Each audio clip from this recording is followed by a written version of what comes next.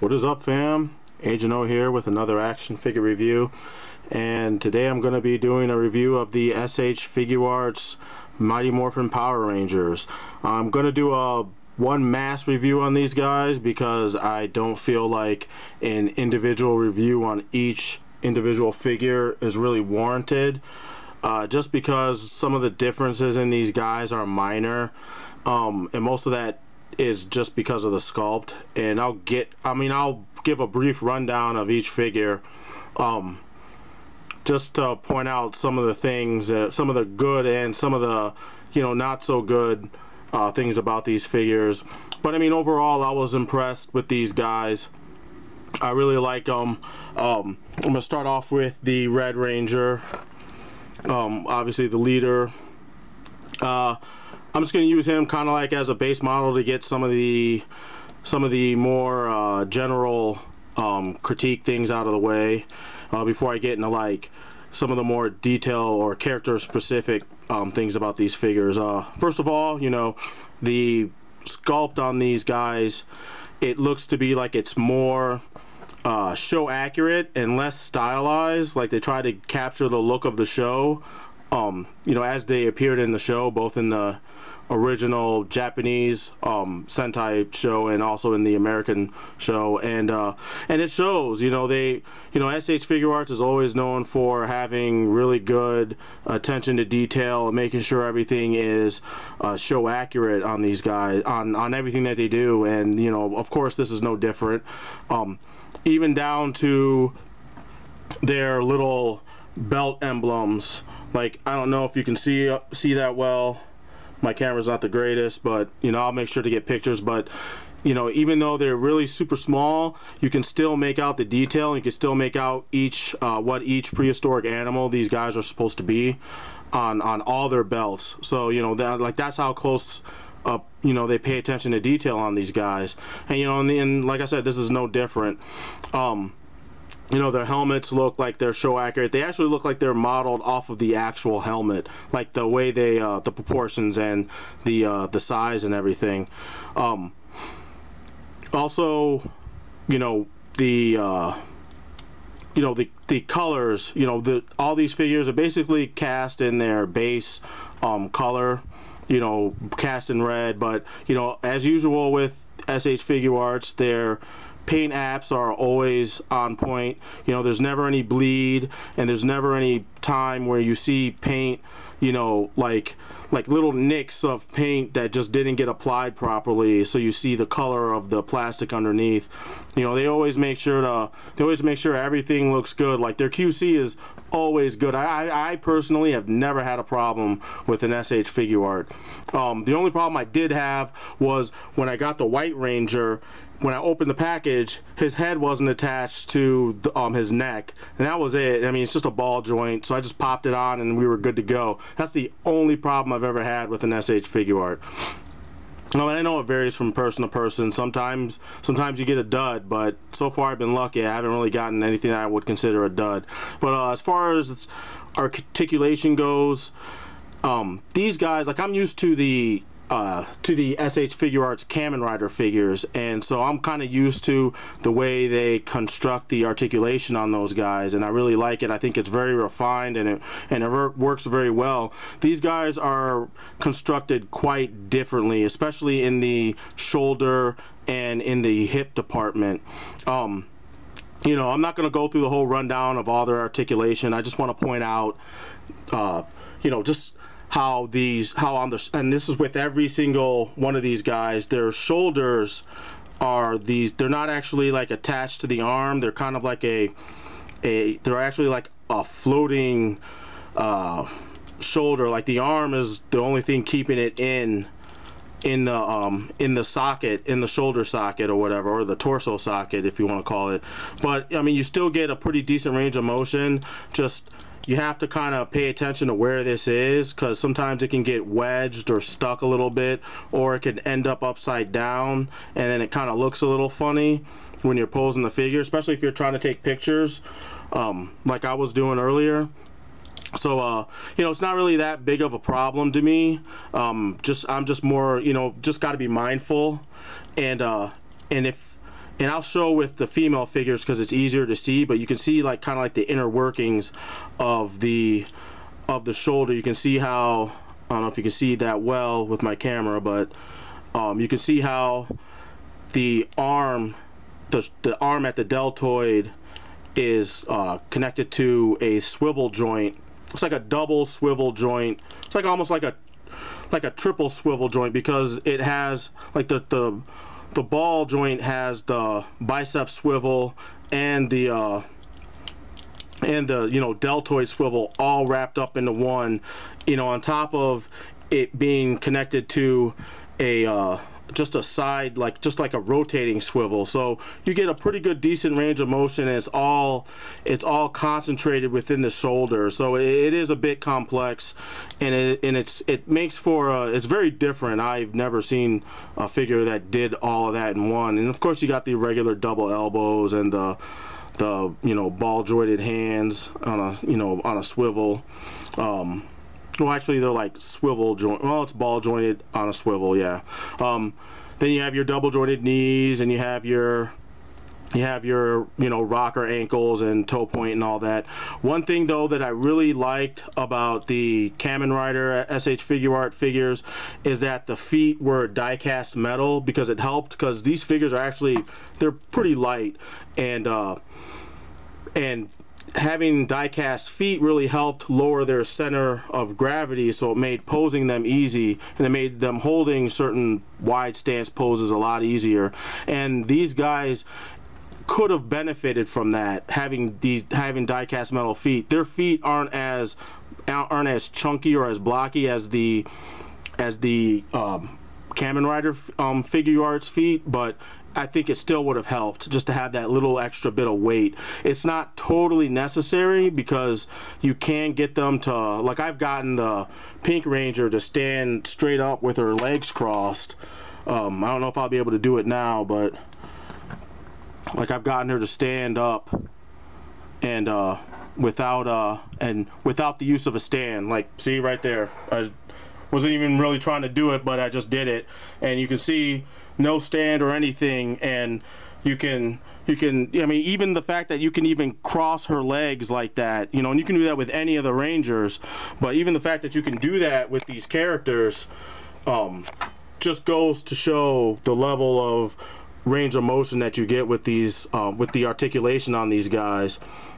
So yeah, I really dig that. My one thing that I kind of found weird though about the articulation on these figures is, well, actually I'll use the Yellow Ranger as an example, because it's easy. Since her skirt is in the way, you can't see as well, and since the guy's legs are sculpted differently from the guy's pelvis is sculpted differently from the female figures, it's easier to see how the inner workings of the leg work. Actually, and it's easier to see the inner workings of the arm. Like I'll include some pictures, and you can kind of see in there how all that works, how it all works together. But especially with the legs, like the legs aren't on, the thighs don't connect to the pelvis on a T or a Y joint. They're actually on like a swivel, a ball socket swivel, so you can pull them down in order to get their leg in, so you can get your high kick and your really wide stance poses. Because if you've ever looked at any of the production photos for the Power Rangers, they're always in these wide stance, posing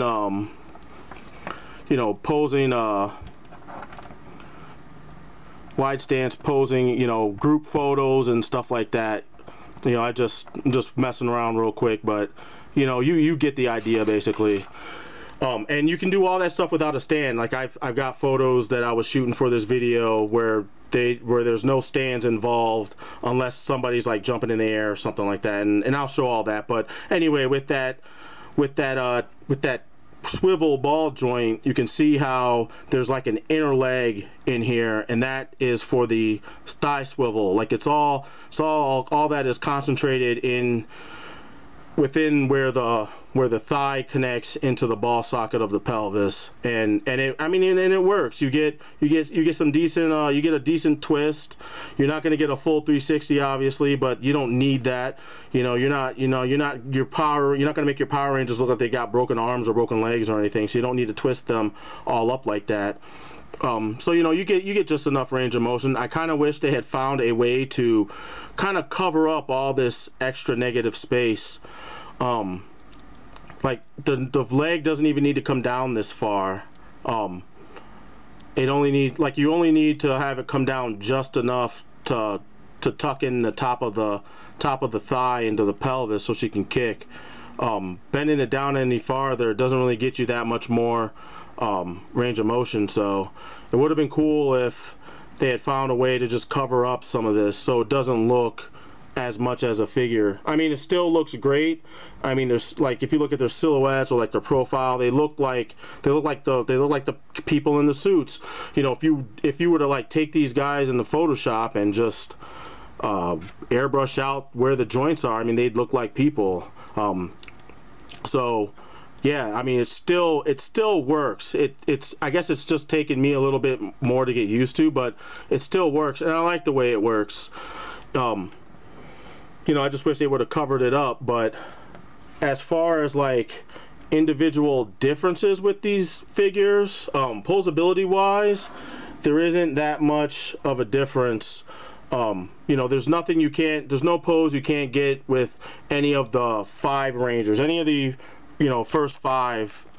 There's no problem with that in the posability department. Now with the Green Ranger, there is some problem, you know, just because his armor, his gold armor, shoulder piece armor, it doesn't move. It's not on a swivel or anything like that. It's pretty much stuck, and so you can only raise his arms like that high, you know, or that's it. Like, and if you finagle a little bit, you might be able to get a little bit more, but ultimately it's not going to get any higher than a little bit above the shoulder, which is unfortunate. I kind of wish they had went a different route.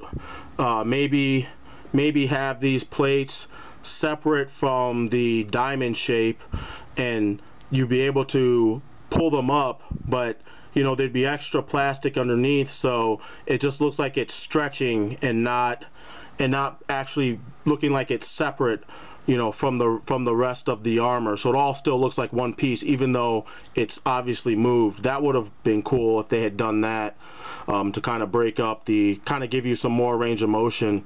But I mean, other than that, he's got all the same posability as the rest of the Rangers. Same thing with the White Ranger. He, at least in his case, he has his shoulder pads are on a swivel, and so you can get range of motion. I would still be careful though, because that swivel joint is like super duper small. It's super small, so I'd be careful to not accidentally snap it while you're moving the arm around and stuff. But I also dig the fact that, like, if you put these two side by side, the White Ranger is actually a little shorter than everyone else, because in the Japanese show he was a kid and not a full-grown person. He wasn't Tommy or whoever, I forgot who it was that plays who went from the Green Ranger to the White Ranger. But you can kind of see them doing the little fist bump here that I had them in earlier.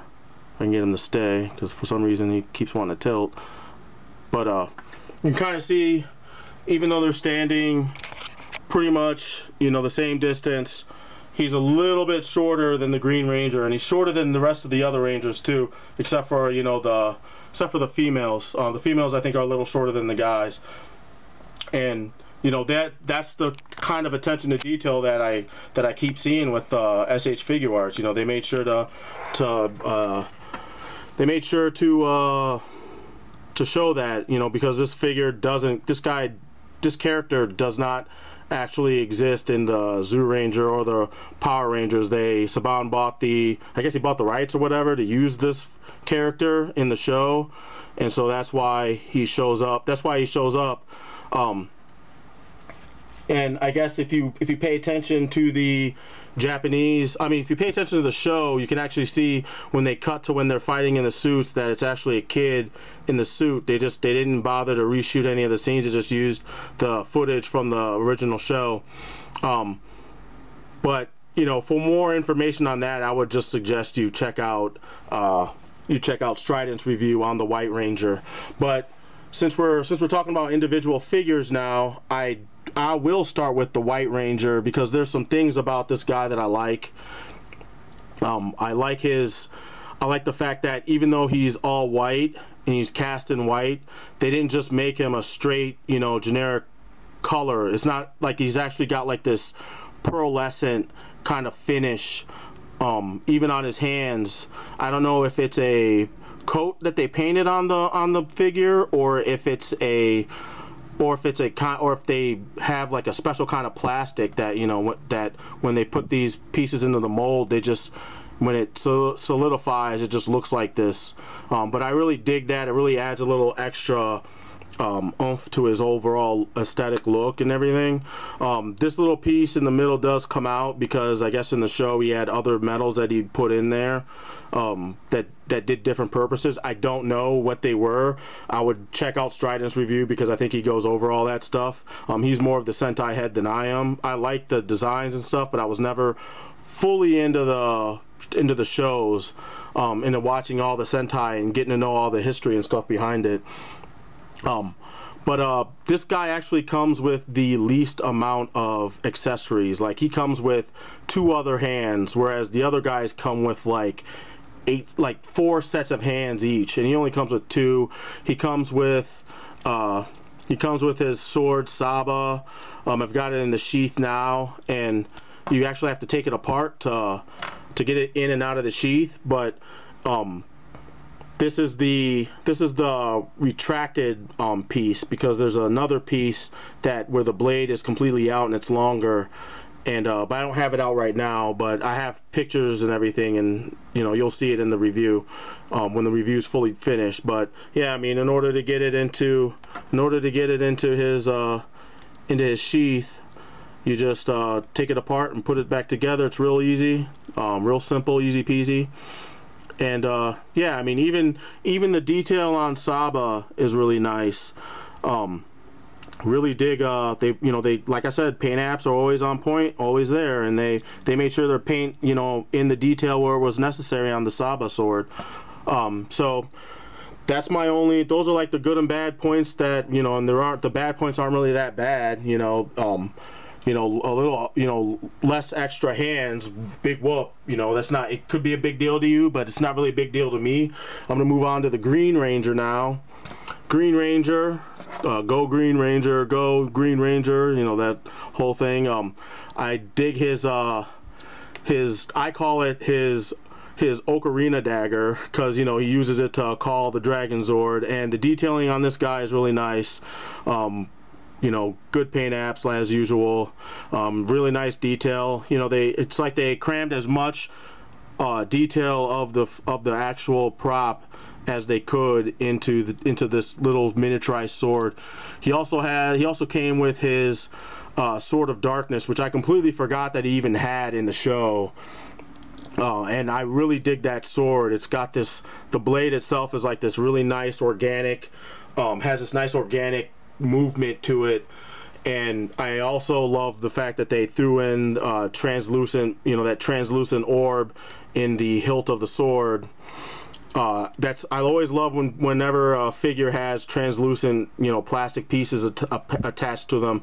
It just gives that look, and it adds, you know, it adds to the production value of like any figure, and it gives a look of it gives a look that you just can't get with, you know, metallic or shiny, you know, plastic, or even you know, shiny paints applied to the plastic. You just don't get that, you know, you know, especially with the way the light plays off of translucent pieces. So, you know, those are like the things that I always dig that kind of thing on figures. The Red Ranger, he's pretty standard. He comes with his Ranger. He comes with like the most Ranger specific accessories. Like he comes with a range, all of these guys come with a Ranger stick, the main 5.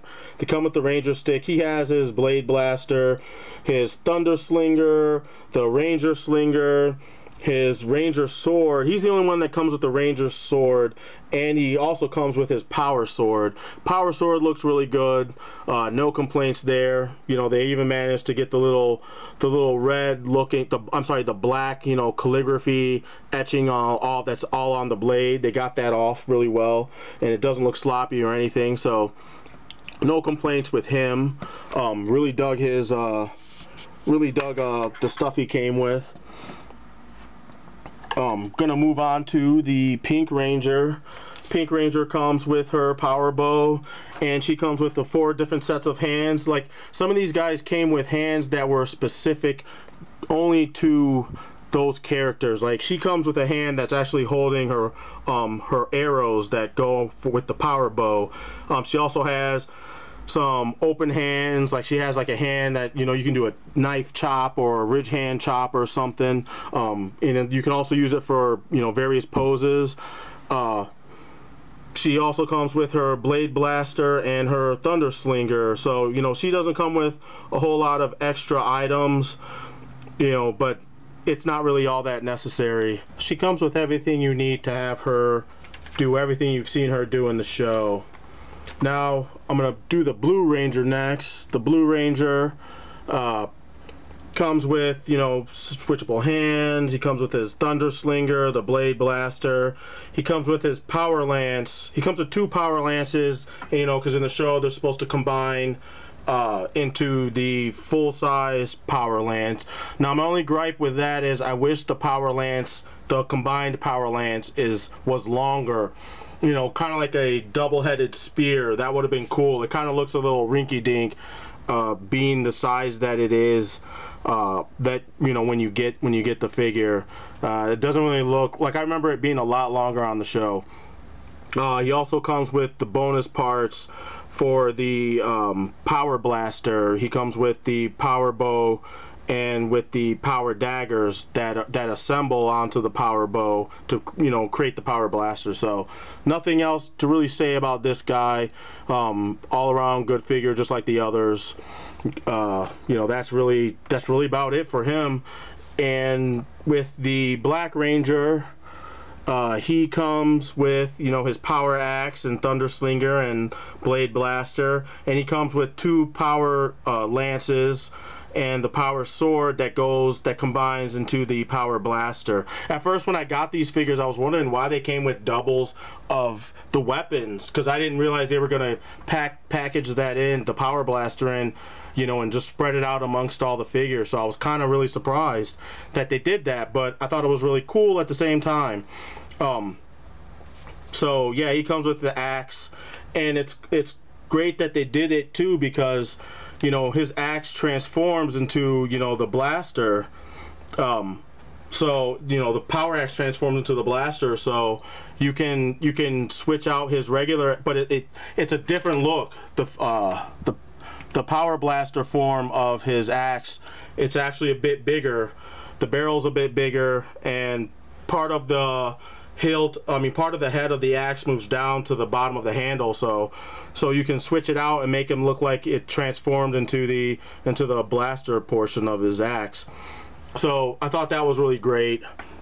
With the Yellow Ranger, she comes with her Power Daggers, a Blade Blaster, and the Thunder Slinger. She also comes with the Power Axe, that, you know, the actual Power Axe blaster piece that, you know, you use to combine with the bow and the Power Blades and the Power Sword and the Power Lance in order to make the Power Blaster once again. So I really dig the fact that one other thing about her figure itself, though, is, you know, since in the show she's a guy, in the Japanese show she's a guy, but, you know, for the Power Rangers release, they gave her, you know, they gave her more, they gave her a female body instead, and I think they did a pretty good job of giving her an athletic female build, along, like, just like with the Pink Ranger, but, you know, not going out of their way to to over accentuate any of the proportions, you know, that, you know, make up a female. So, you know, she's got kind of an athletic kind of hourglass figure, and you know, and modest, and a modest bust. So kudos to them for doing that, you know, and you know, staying true to detail and staying true to the look of her character. And honestly, that's that's really about it. I got really nothing else to say. If you're a fan of the Rangers and you really dig SH Figuarts, you can't go wrong with these figures. You know, some of the articulation's a little weird. It just takes a little getting used to, but you know, you'll have, once you get used to the little, you know, the floating shoulders and, you know, some of the exposed articulation, I mean, they're really solid figures. I mean, like I said, if you're a fan of Power Rangers, I definitely suggest you get these guys. I think they're worth the money. I mean, I've never had a bad SH Figuarts, not yet anyway, you know, knock on wood, you know. So, you know, that's really gonna do it. Yeah, I got nothing else to add. These are some awesome figures, and I'm happy that I got the whole team, and I didn't just get, you know, just a few. So yeah, that's gonna do it. I'm Agent O, and I'm out. Peace.